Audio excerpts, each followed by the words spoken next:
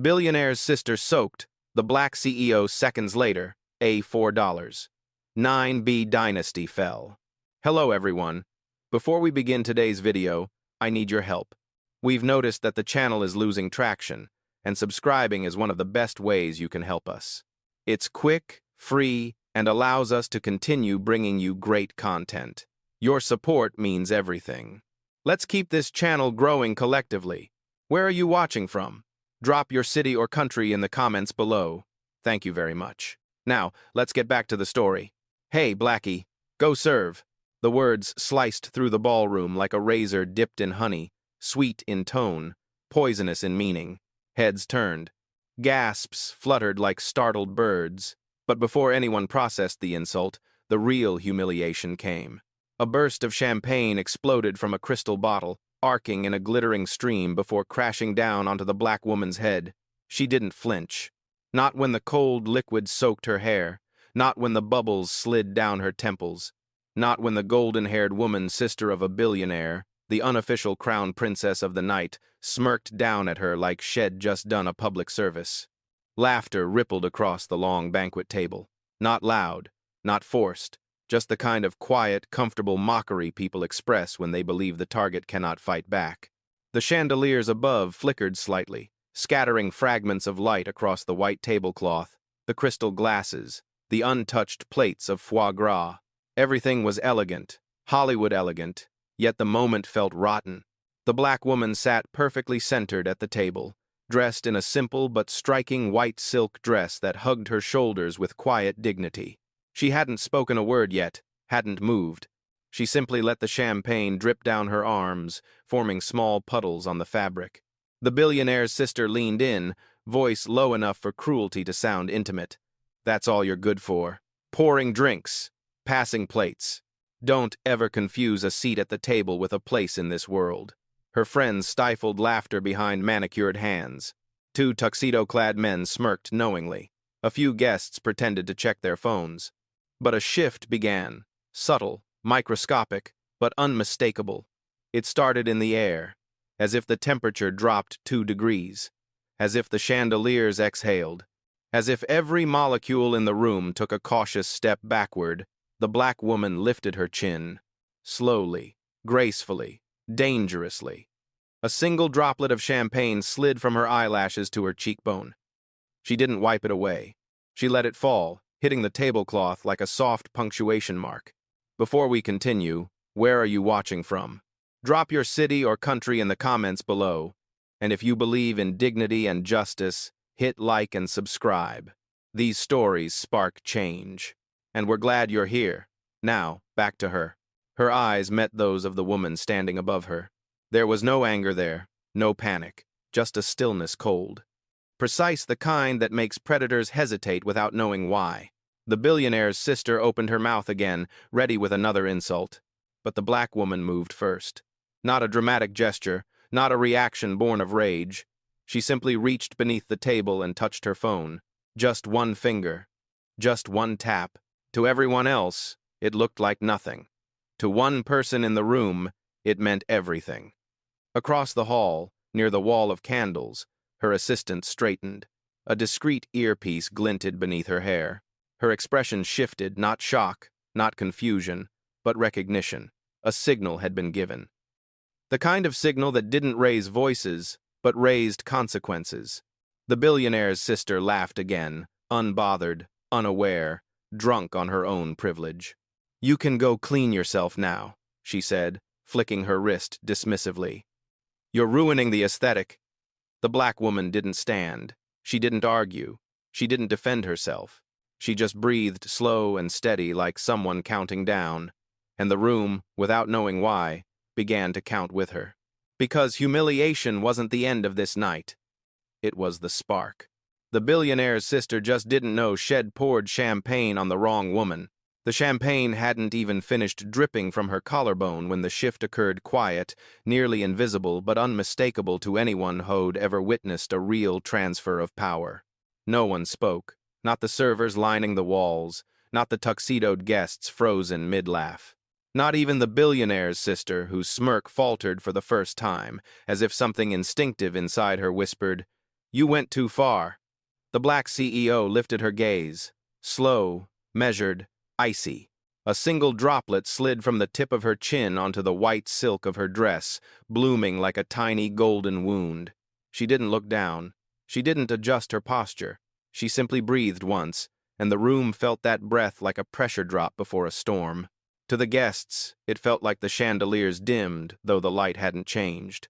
It felt like the floor steadied, though no one had moved. It felt like the music died, though the quartet had never played a note. It was the silence of consequences forming. Across the table, a man in a navy tux swallowed hard. The guests on his left exchanged looks, the kind people share when they realize they've just witnessed the beginning of something irreversible.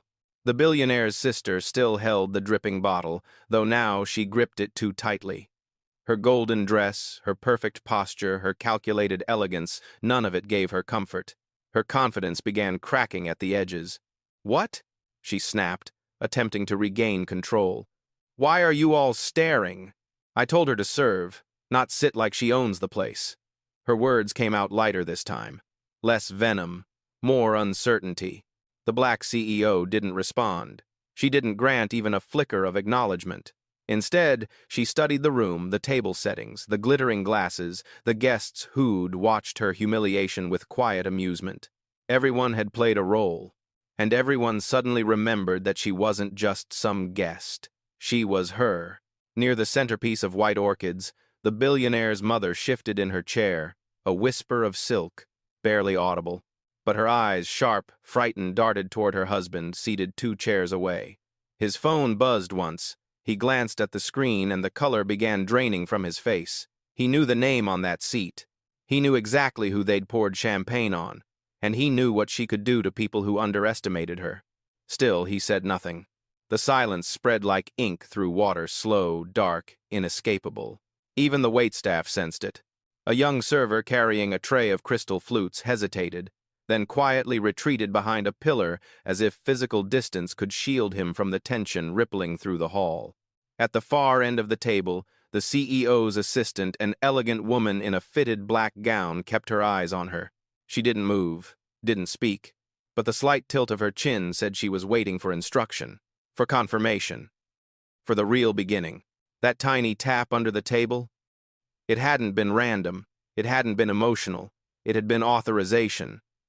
The billionaire's sister took a step back, forcing a laugh that landed shaky and brittle. "Oh, come on. Don't tell me she's actually offended. It's champagne, not acid." A woman beside her winced. A man near the candles muttered, "Just drop it, please." But the sister, still oblivious, still drunk on inherited power, pressed on. She should feel grateful we even let her sit at. She stopped, mid-sentence, mid-breath. Because the black CEO finally moved, not dramatically, just a slight turn of her head to the left, toward the assistant. A single, small, deliberate gesture, and the assistant straightened. The room inhaled sharply. The CEO wiped a final streak of champagne from her neck with 2 fingers, then placed her hand on the table, poised, controlled, almost regal. Her voice had not yet been heard. Her power had not yet been shown. But the ballroom understood. Humiliation was no longer the story. Retribution was coming, measured, precise, silent, and no one, not even the sister who had started it, knew what form it would take. But they felt it. They felt it in the air, heavy and waiting.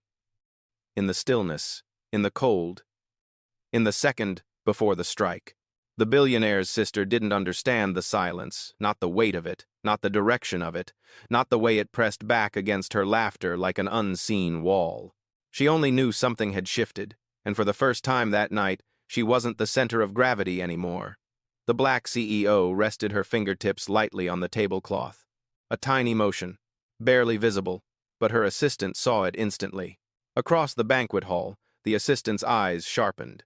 She lowered her champagne flute, slipped one hand to the discreet earpiece at her right ear, and the faintest nod ticked along her jawline. A system had just awakened. The CEO still hadn't spoken. She didn't need to. The command was coded in posture, carried in stillness, delivered through a language only her inner circle understood, one, built from a decade of boardrooms, negotiations, and silent wars no one wrote about. The sister scoffed loudly, trying to reclaim the room. Oh, please. What, your little friend over there going to fetch you a towel? This is a gala, sweetheart, not a shelter. Her voice tried to sound amused, but even she could hear the strain in it. A man down the table cleared his throat. You should stop talking. She spun on him. Excuse me? He didn't meet her eyes. Just stop. Trust me. He couldn't explain why he said it. Only that the woman drenched in champagne didn't look humiliated. She looked activated. The CEO lifted her phone from her lap, wiping a streak of gold from its screen with her thumb. Her champagne-soaked curls clung to her shoulder, droplets catching the chandelier glow like flecks of molten metal. Her assistant's voice crackled quietly through the earpiece, too soft for anyone else to hear. Mom, financial systems are open. All divisions online, awaiting directive. The CEO blinked once. Across the table, the billionaire's father's phone buzzed again, long, insistent. He checked the screen, expecting a harmless notification. He froze. His face shifted in slow motion. Composure, confusion, concern. Another buzz, another alert. He swallowed hard. His eyes flicked toward the CEO, really seeing her for the first time tonight. The sister noticed his expression. What? She asked, annoyed. Why are you looking at her like that? He didn't answer. The CEO tapped her phone, once silent, deliberate. Her assistant straightened even more, shoulders squaring. Mom, she whispered through the connection, data stream incoming. Their family group's liquidity ratios are exposed, reserves thin, one push, and, not yet, the CEO murmured, barely audible. The assistant paused. Yes, ma'am. The sister's irritation grew. What exactly are you two doing? She demanded, gesturing between the CEO and the assistant. Some kind of intimidation act? Because newsflash, nobody here is scared of you. But that was a lie. Several guests were scared. They just didn't know why. They couldn't articulate the feeling, the sense that the woman dripping champagne held something sharper than anger, heavier than pride, something systemic, structural, dangerous. The air pulsed with it. The CEO finally turned her head fully toward her assistant. Just a tilt, nothing more. But the assistant reacted instantly. Understood, she whispered. She began typing rapidly on the tablet she had kept hidden beneath her clutch. Numbers streamed across the screen. Stock symbols, liquidity pools, connected entities, the kind of data that only mattered to people with real leverage. The billionaire's father saw the movement, and he understood. His breath caught. His wife leaned toward him. What is it? He shook his head, voice barely above a whisper. She's not just a guest. What does that mean? It means, he said, throat tightening, we have made a catastrophic mistake. The sister still didn't understand. She lifted her chin defiantly, eyes locked on the CEO. Oh, please, what could you possibly do? The CEO looked at her, calm, drenched, silent. Then she lifted her phone once more, thumb hovering over the screen. Her assistant's voice tightened. Mom! Whenever you're ready. The CEO let the champagne drip from her wrist, each drop marking time. Then she whispered, begin monitoring everything. No theatrics, no raised voice. Just 5 calm syllables. The assistant nodded firmly. Yes, ma'am, monitoring all assets across their network now. The sister stepped back, her confidence dimming like a candle exposed to wind. Monitoring what? No one answered her. Because everyone in the room understood, this was no longer a social slight. It was the opening move of a corporate execution. And the woman they drenched in champagne was not prey.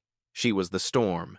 The billionaire's sister stood frozen, waiting for someone, anyone to laugh, to tell her she still owned the room. But the ballroom had shifted, not dramatically, not loudly, just enough that she suddenly felt small beneath the chandeliers she once believed were hung for her. Across the table, the black CEO lowered her phone slightly, droplets of champagne still sliding down her wrist. Her white dress clung to her skin, the silk darkened by the liquid spill, but she didn't brush it away. She didn't hide the mess. She wore it the way warriors wear dust from the battlefield evidence, not shame. For the first time since the humiliation, she closed her eyes. Not to escape it, to recall. Because humiliation wasn't new. It was history repeating itself, and history had taught her exactly how to respond. Her mind moved backward, not in long, sentimental flashbacks, but in sharp, precise snapshots. Images that appeared like shortcuts in a film, each one a note in a song she knew too well. 17. Standing outside a hotel banquet hall in a borrowed blazer. A server tapping her shoulder. Staff entrance is in the back, sweetheart. 21. Pitching an idea to investors who never heard past her first sentence. A man whispering to another, "She's smart, but you can't put that look in front of clients." 26. Walking into a partner meeting for the company she had bought, a company she saved from bankruptcy. One board member greeting her, "Oh, you must be the assistant. Tell your boss we're ready." She corrected him only once. After that, she let her work do it for her. 32. Reading an email that wasn't meant for her, from a competitor who wrote, "Don't worry, she won't last. People like her never do." But she lasted. She didn't just last, she built. Built companies. Built alliances. Built systems inside systems. Silent frameworks that gave her the kind of power this ballroom had never learned to recognize. Power that didn't flash. Power that didn't scream. Power that didn't kneel for applause. Power that only moved when necessary, and when it moved, it reshaped the room. The billionaire's sister, still oblivious, rolled her eyes dramatically. "Oh, come on," she snapped. What's she doing? Meditating? It wasn't that serious. But her mother, who had built her life among people who hid daggers behind champagne flutes, watched the CEO with a different expression. A knowing one. A frightened one. She leaned toward her husband. "Do you know who she is?" He didn't speak. He didn't have to. The look on his face said yes. Said too late. Said we've provoked the wrong woman. And just like that, the backstory stopped. The CEO opened her eyes. The past slid away like a shadow behind her. The present crystallized. Her assistant's voice whispered urgently through the earpiece. "Mom, the monitoring system is active. All 14 entities tied to their family group are exposed. Liquidity is stretched thin. Their upcoming merger is the only stabilizer left." The CEO didn't smile, didn't tense, didn't reveal anything. She simply exhaled a slow, steady release of air that felt like the settling of dust before a seismic shift. The billionaire's sister noticed the breath. "What?" she barked. "Why is she doing that? Someone explain what's happening." Her father finally spoke, voice low and tight. "She knows. More than she should." The CEO looked up at him. "No." Her voice cut through the room like soft steel. "I know exactly what I should." And just like that, the past she endured and the present she was about to alter aligned into one clean line, a line her enemies were about to cross into ruin. The billionaire's father gripped his phone so tightly that the veins on his hand surfaced like blue cracks. Another buzz, another alert, another number turning red. The screen glowed against his face, draining what was left of his composure. He stood slowly from his chair, not to defend his daughter, not to apologize, but because his knees had gone weak. Across the ballroom, the black CEO watched him rise. Her posture didn't change. She sat perfectly still, drenched in champagne and dignity, as if she were carved from the calm at the center of a storm. His wife leaned in, voice trembling. "What is it? What's happening?" He didn't answer. Not immediately. He scrolled through the notifications like a man reviewing the report of his own execution. Liquidity review triggered, multiple accounts flagged, credit lines suspended. His voice flattened with each line. This can't be right." The mother snatched the phone from his hand. Her earrings trembled as she read. Her breath hitched. "This is your fault," she whispered to her daughter, eyes wide with disbelief. "What did you do?" The sister stepped back, offended. "What did I do? She's the one sitting here acting like some—" Her father cut her off, voice sharp as shattered crystal. "Enough." The word cracked through the ballroom louder than any insult thrown that night. Heads turned, conversations died. The quartet in the corner paused mid-tune. The sister blinked, startled. "Dad, why are you talking to me like—" "Because," he said, eyes locked on the CEO, "you assaulted a woman who controls the only merger keeping this family from sinking." Silence. Deep. Hollow. Exposing. The sister stared at him as if he were speaking in another language. "What merger? We're billionaires. We're fine." Her mother let out a strangled, humorless laugh. "We were fine," she corrected. "Before tonight?" The sister looked between them, confusion breaking into fear. "What do you mean were?" Her father inhaled shakily, choosing his words with the precision of a man defusing a bomb that had already detonated. "Our holdings are over-leveraged. The market has been unstable for months. The upcoming merger is the only thing keeping our valuation above water. Without it," he looked down at his trembling hands, "we lose everything." The sister shook her head violently. No, that can't be true." "You never said we didn't tell you," her mother said, voice cutting, "because we thought you couldn't make things worse." The sister blinked hard, her bravado cracking like thin porcelain. "But she's just. Be very careful," her father warned. "How you finish that sentence." The CEO finally moved. She lifted her chin slightly, just enough to redirect the entire room's attention back to her. Champagne still dripped from the ends of her curls, forming small golden halos on the tablecloth. She brushed a droplet from her cheek with the back of her knuckle. And then her phone buzzed. Once, long, purposeful. Her assistant's voice murmured seamlessly into her earpiece. "Mom, confirmation. Their liquidity pool is evaporating faster than projected. If the merger stalls, their empire folds." The CEO's lips parted just slightly, not in a smile, not in a smirk, but in acknowledgement. A subtle nod, a tiny breath. The billionaire's father saw it, and panic exploded across his expression. He stepped toward her, palms open, voice cracking under the weight of desperation. "Miss Foster, please. This is a misunderstanding. A terrible one. We can fix it. We can discuss terms. We can renegotiate anything you want." The mother followed quickly, her tone trembling between anger and terror. "We didn't know. We didn't understand who you were." The CEO's eyes lifted to hers. "No," she said softly. "You just didn't care." The sister staggered forward, mascara smudged at the corners of her eyes. "I didn't mean to. I didn't think I didn't know, and that was the truth. She didn't think, she didn't know, she never had to, until tonight." The CEO leaned back slightly in her chair, soaking, silent, sovereign. She didn't raise her voice. She didn't demand apologies. She didn't need validation, because in this ballroom full of wealth and arrogance, she was the only one with actual power, and they finally understood the stakes. The billionaire's father was still speaking, still negotiating, still pleading, but the black CEO no longer looked at him. She didn't need to. The panic in his voice told her everything. The tremor beneath each word, the way his fingers shook when he tried and failed to keep his composure. The sister, standing behind him, stared at the CEO like she was staring at a fault line seconds before it split the earth open. Mascara smudged, mouth parted, disbelief and dread twisted together in her expression. But the CEO remained still, drenched, silent, composed. She placed her phone on the tablecloth. The champagne-soaked fabric hissed quietly beneath the heat of the device. Droplets slid from its edges. The room held its breath. Her assistant approached from her place near the candles, stepping into the glow of the chandelier. She held a slim black tablet pressed against her gown. Her posture was straight, her expression neutral, but her eyes flickered with urgency. She stopped beside the CEO and bent slightly to whisper, "Ma'am, all 14 entities connected to the Whitfield group have triggered alerts. Accounts locked, lenders withdrawing, market beginning to react.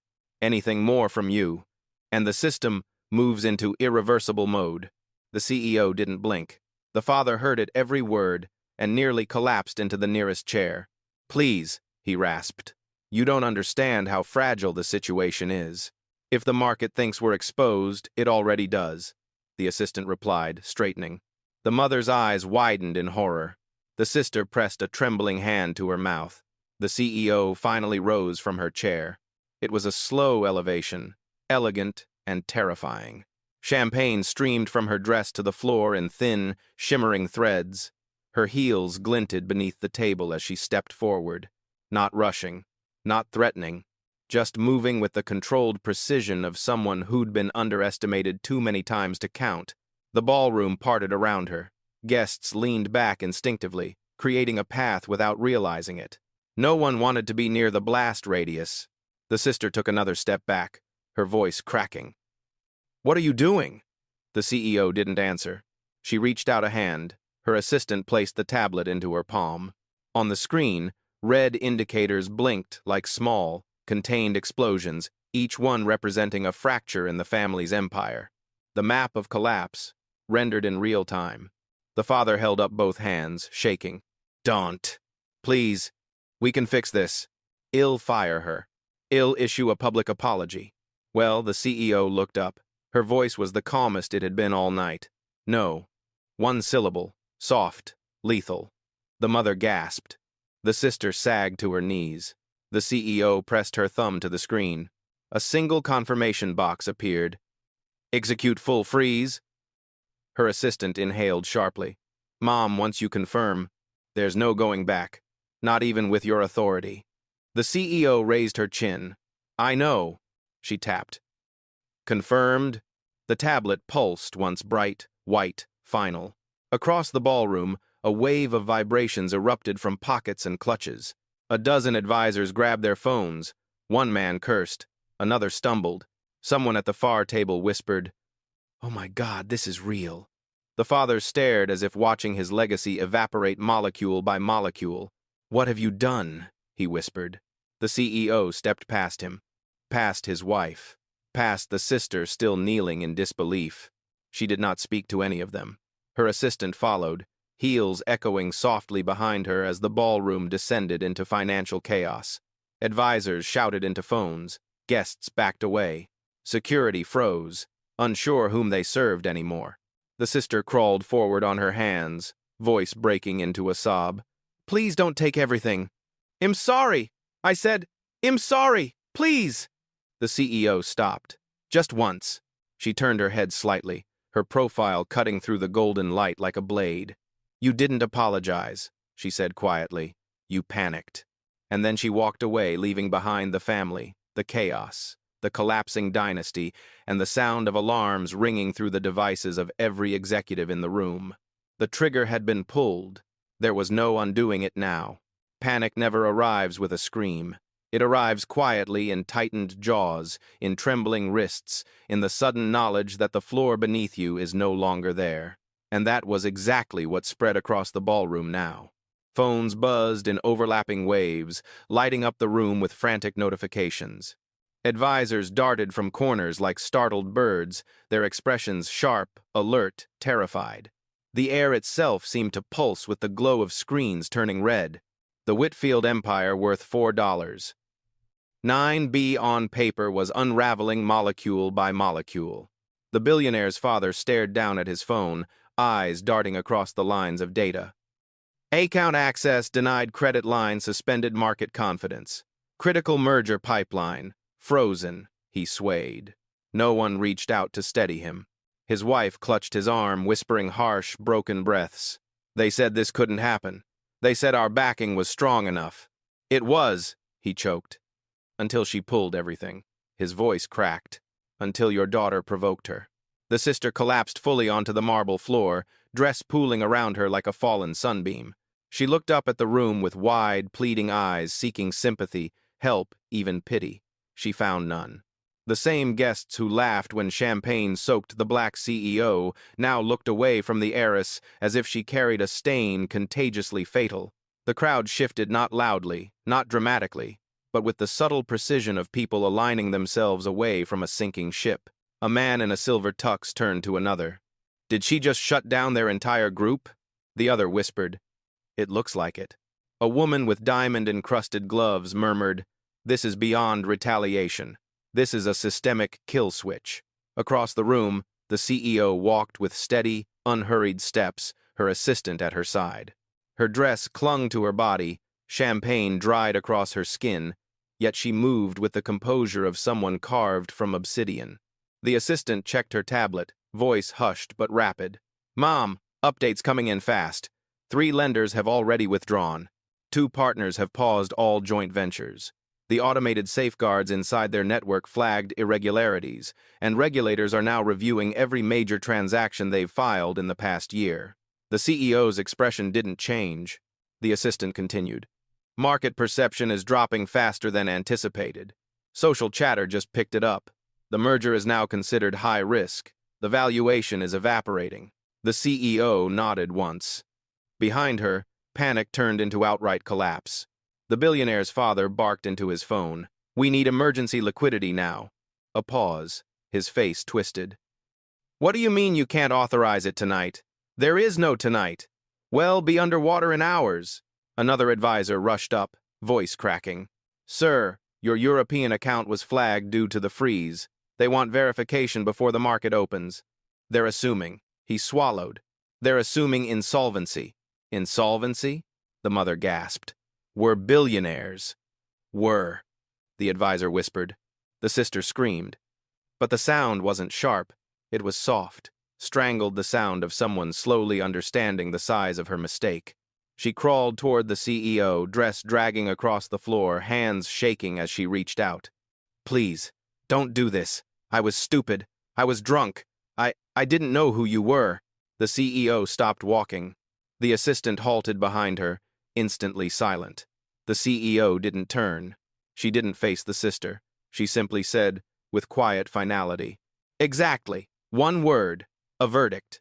The sister collapsed again. Around them, advisors shouted updates. "Sir, the Pacific Fund has withdrawn, madam. Your board is requesting an emergency call. 3 of your partners are severing ties, effective immediately. The freeze triggered an algorithmic downgrade. It's over." Those 2 words spread through the ballroom like smoke. It's over. The CEO continued walking toward the exit, her heels tapping softly against the marble. Champagne glistened on her arms like a battle scar. Her assistant leaned closer. "Mom, at this speed, their empire will be functionally collapsed before dawn." The CEO tilted her head slightly. "Good. No anger, no crescendo, just a statement of fact." Behind her, the billionaire's father fell into a chair, defeated. His wife gripped his shoulder, sobbing. Their daughter curled into herself on the polished floor, mascara streaking down her cheeks. Around them, guests parted to let the CEO pass. Not one person stood in her way. Not one person dared. Because they understood now the woman drenched in champagne was not the victim of the night. She was the consequence. And consequences had no mercy. Chaos doesn't erupt in elite circles with shouting or overturned tables. It happens quietly through shifting alliances, through glances people pretend are accidental, through the subtle rearrangement of power. And now, it spread across the ballroom like a slow, suffocating fog. The guests who once laughed with the billionaire's sister began to edge away from her family, creating invisible borders with their bodies. Their avoidance wasn't dramatic, it was instinctive, survival-driven, the way people withdraw from something collapsing. No one wanted to be associated with a dynasty unraveling in real time. A senator discreetly removed his hand from the father's shoulder.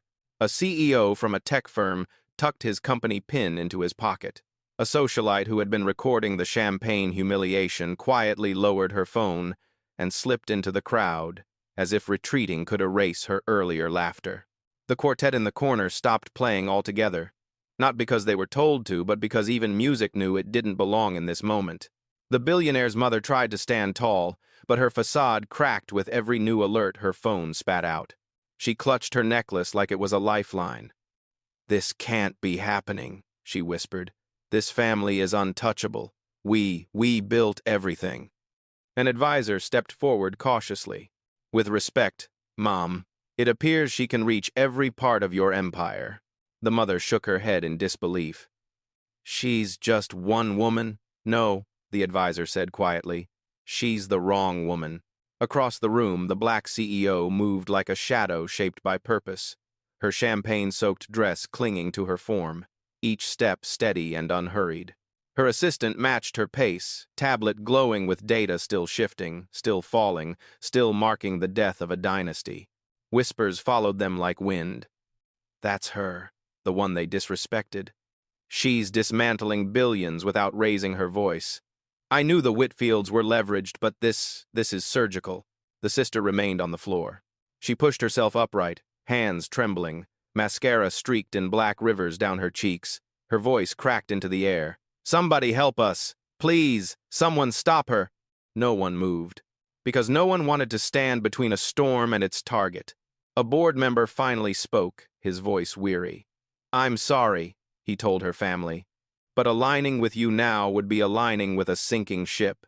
We need to protect our companies, our livelihoods." He stepped away. So did the others. One by one, the family watched their support evaporate, not with dramatic exits, but with polite nods and quiet distance. The CEO reached the far end of the ballroom, pausing only because her assistant caught up with a final update. "Ma'am, word just spread to the Asian markets. Pre-open reactions show heavy downward pressure. The collapse will be global by morning."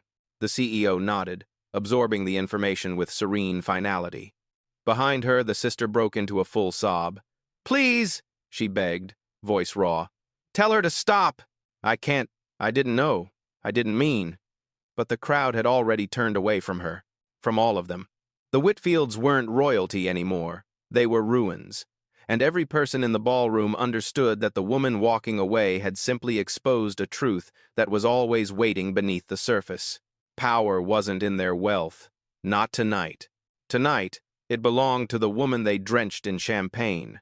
The black CEO reached the glass doors at the edge of the ballroom just as dawn threatened the horizon beyond them. Her assistant slowed beside her, tablet dimming as the final alerts settled into place like dust after an implosion. "Mom," she said softly, "all redirected funds have been confirmed. Scholarships, housing programs, community hospitals. Everything you approved is already in motion." The CEO nodded once.